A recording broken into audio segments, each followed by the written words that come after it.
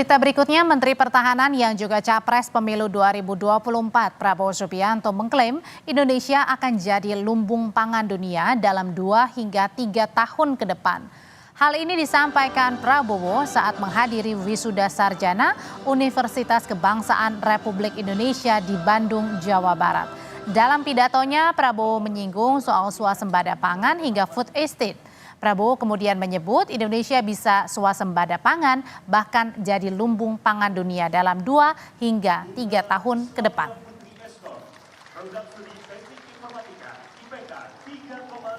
Sarjana-sarjana muda yang akan menghadapi masa depan, saya katakan masa depan kalian cerah, masa depan kalian gemilang.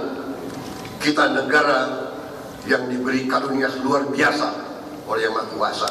Kita sebentar lagi kembali swasembada pangan. Kita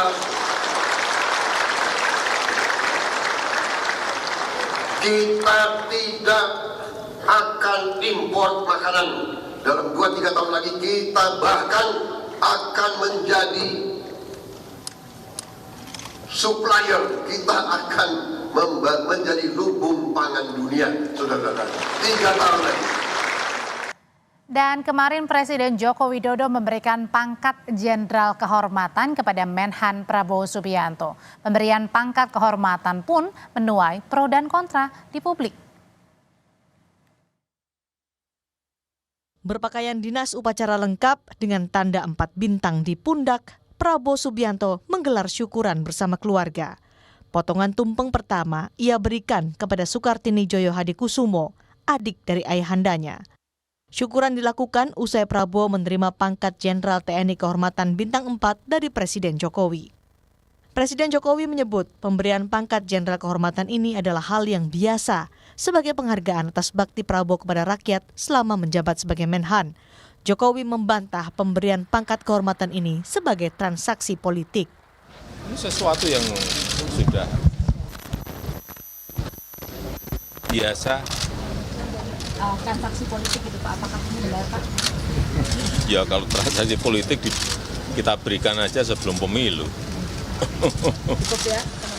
Namun pro kontra mengiringi pemberian pangkat Jenderal Kehormatan itu. Anggota Komisi 1 DPR fraksi PDI Perjuangan TB Hasanuddin menyebut sesuai undang-undang pengangkatan atau pemberian kenaikan pangkat secara istimewa hanya untuk prajurit aktif atau yang belum pensiun. Sementara anggota Komisi 1 DPR dari fraksi Gerindra Fadlizon bilang pemberian pangkat kehormatan adalah hal yang wajar karena sudah ada 7 jenderal sebelumnya yang pernah menerima pangkat kehormatan. Pasal 33B itu hanya khusus mereka yang masih aktif. Bagaimana yang tidak aktif? Ada pangkat bintang. Nah, tapi bukan bintang yang di pundak. Dalam pasal 7 itu 1 ya, bintang Republik Indonesia. Itu sebutannya bintang Republik Indonesia. Itu berupa tanda jasa ya. Bintang Mahaputra. Bintang Sakti ya, bintang Bayangkara dan lain sebagainya. Saya kira ini bukan sesuatu yang baru ya, sudah ada contohnya 7 orang ya yang menerima Jenderal Kehormatan ini ya, antara lain misalnya di sini bisa kita lihat Pak Hari Sabarno, Pak Suryadi Sudirja, Pak Susilo Sudarman, Pak Agung Gumelar, Pak AM Hendro Priyono, Pak Luhut Binsar Panjaitan, dan juga termasuk Pak Presiden kelima ya, Pak Susilo Bambang Yudhoyono. Itu semuanya mendapatkan satu kehormatan, penghargaan. Jadi memang bukan bintang ya, tetapi adalah satu kehormatan. Pro dan kontra terlanjur bergulir. Pemberian pangkat Jenderal Kehormatan dianggap sebagai pesan politik dari Presiden Joko Widodo kepada Prabowo Subianto.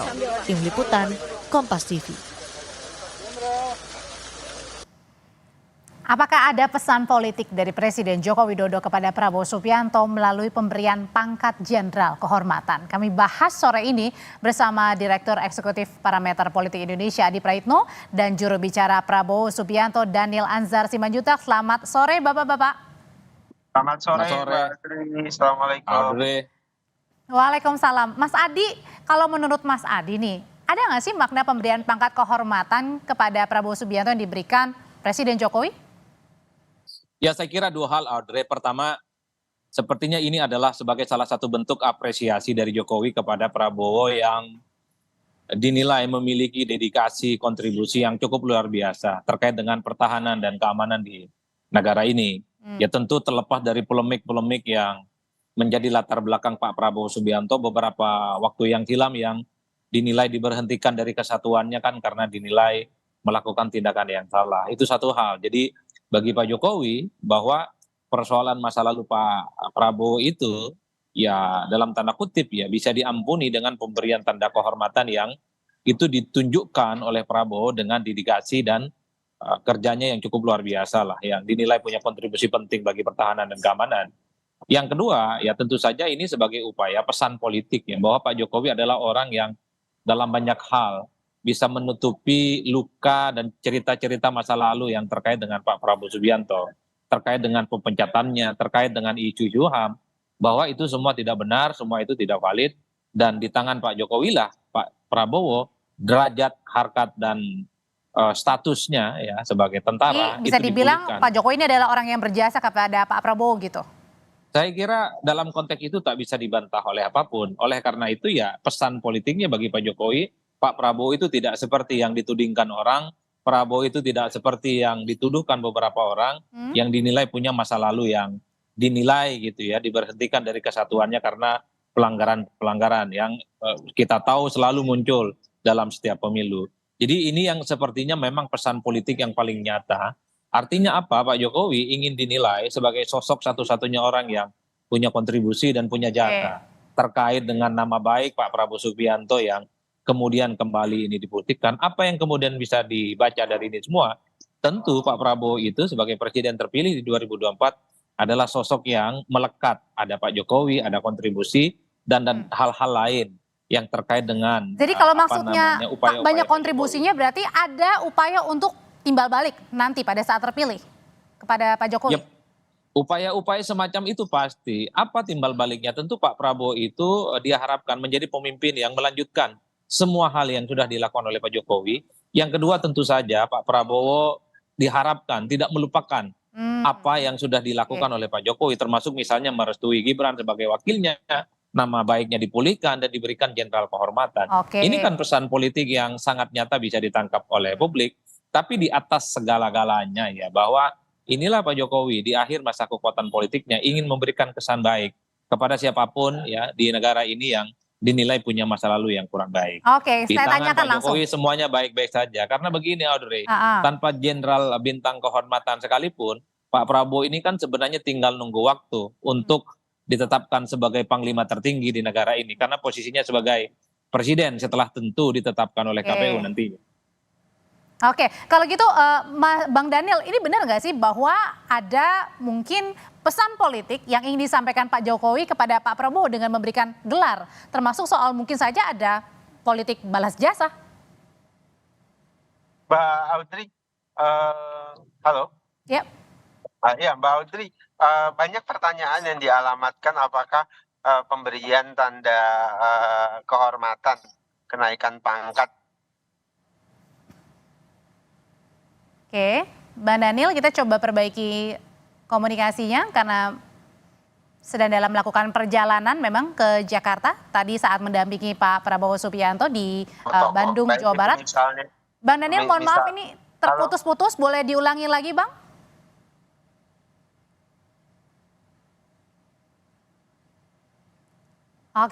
Oke, sambil menunggu jaringan yang lebih baik di Bang Daniel, saya mau kembali ke Mas Adi. Mas Adi, dengan pemberian gelar kehormatan kepada Pak Prabowo kemarin, nah apa sih yang dilihatnya pada saat, apalagi kan saat ini juga ramai ya, mulai ramai diperbincangkan masalah isu-isu menteri nanti yang akan duduk di kabinetnya Prabowo Gibran?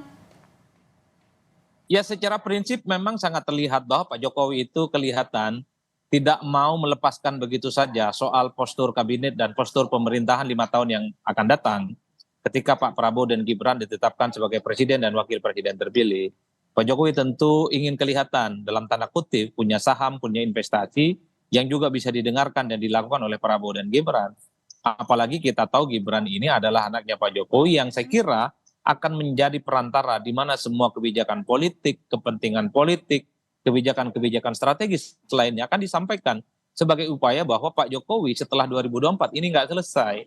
Pasca di 2024, sekalipun Jokowi tidak lagi jadi presiden, tapi pengaruh, tapi petuah, tapi fatsun-fatsun politiknya ini tetap didengarkan dan dijalankan oleh presiden dan wakil presiden terpilih. Ini yang sepertinya Oke. satu sinyalmen yang bisa ditangkap oleh publik.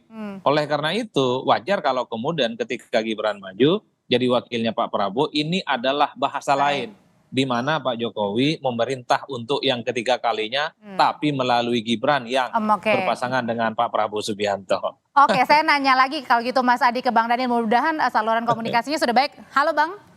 Halo Mbak. Ya, Oke, Mbak Adi. tadi kalau kata Mas Adi bilang, ya intinya adalah jangan melupakanlah nanti pada saat Pak Prabowo memimpin Indonesia ya, artinya jangan melupakan Pak Jokowi dengan pemberian gelar kehormatan ini Bang. Jadi nanti harus tetap diingat begitu Bang, ada politik balas jasanya ini.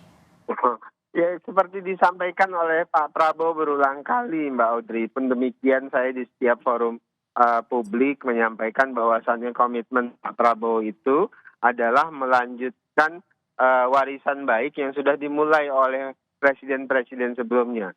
Juga ya tentu Pak Jokowi yang paling dekat, yaitu Presiden ke-7 Pak Jokowi. Semua warisan baik Pak Jokowi itu harus dilanjutkan dan akan dilanjutkan oleh Pak Prabowo. Itu pertama. Kemudian yang kedua, Pak Jokowi adalah negarawan dan kita berkeyakinan salah satu yang beliau inginkan dilanjutkan itu adalah bagaimana Indonesia lebih baik. Bagaimana Pak Prabowo bisa punya keberpihakan yang lebih baik terhadap rakyat. Nah, cara itulah yang bisa dilakukan oleh Pak Prabowo untuk menunjukkan komitmen Pak Prabowo terhadap kepercayaan Pak Jokowi sebagai presiden pada saat Termasuk ini. juga dengan melibatkan Pak Jokowi misalnya saat ini kan belakangan rame-rame juga masalah tentang siapa yang akan menduduki posisi menteri nanti di kabinet. Mbak, paling sederhana adalah semua para pihak yang membantu Pak Jokowi, Pak Prabowo dalam hal ini menjadi capres, kemudian punya pengalaman panjang pasti dilibatkan oleh Pak Prabowo. Pak Jokowi punya pengalaman panjang sebagai presiden, punya modalitas politik, tentu Pak Prabowo akan meminta saran dan akan melibatkan beliau. Pun demikian dengan Pak SBY. Beliau punya pengalaman panjang sebagai presiden, punya kekuatan politik. Pak Prabowo akan tetap juga melibatkan beliau. Pun kalau Ibu Megawati berkenan, beliau pun akan dibangun komunikasinya, kemudian akan dilibatkan. Tapi apa nggak bingung semakin banyak caranya dilibatkan orang, Mbak Daniel? Kenapa? Pasti, karena Indonesia ini tidak mungkin dibangun dan dikerjakan sendiri-sendiri, ada nafsi-nafsi, harus melibatkan banyak orang, banyak pikiran, banyak isi kepala. Kenapa? Karena ya sangat besar loh Mbak Audrey Indonesia ini. Oleh sebab itulah Pak Prabowo ingin membangun Indonesia ini dengan prinsip gotong royong tadi. Dan demokrasi yang dimana banyak kepala, banyak isi pikiran itu bersatu untuk memproduksi kebijakan publik yang berpihak kepada rakyat. Jadi dengan pemberian tanda ataupun enggak ini nampaknya akan tetap dilibatkan nih Pak Jokowi maupun juga Pak SBY dan presiden lainnya. Mas Adi? Tentu. Jadi Pak Prabowo kan awal ingin punya komitmen mempersatukan dan memajukan. Itu konsepsi awal atau pijakan awal yang selalu disampaikan oleh Pak Prabowo. Oke, kalau gitu Mas Adi dilihatnya seperti apa tadi tanggapannya dari Bang Daniel yang selalu melibatkan termasuk juga Pak Jokowi ada atau tidak tanda kehormatan ya. Tapi sesimpel itu nggak sih? Karena kan kemarin juga Presiden bilang nih kalau pemberian pangkat jenderal ini hal biasa, tidak ada transaksional. Ya kalau di atas kertas memang sesederhana yang kita bayangkan Audrey, bahwa pemberian jenderal kehormatan ini kan juga diberikan kepada figur-figur sebelumnya. Sudah banyak nama-nama besar. Tapi kan publik tidak sesederhana itu melihatnya. Ini semacam investasi politik kebaikan yang sepertinya ingin ditunjukkan oleh Jokowi kepada Pak Prabowo Subianto. bahwa apa yang didapatkan oleh Pak Prabowo hari ini dengan merestui Gibran sebagai wakil, termasuk misalnya nama baiknya dipulihkan dengan pemberian jenderal kehormatan ini, itu tidak terlepas dari upaya-upaya yang telah diberikan oleh Jokowi ketika masih menjadi presiden, meski sisa akhir jabatan politiknya tinggal 6 bulan.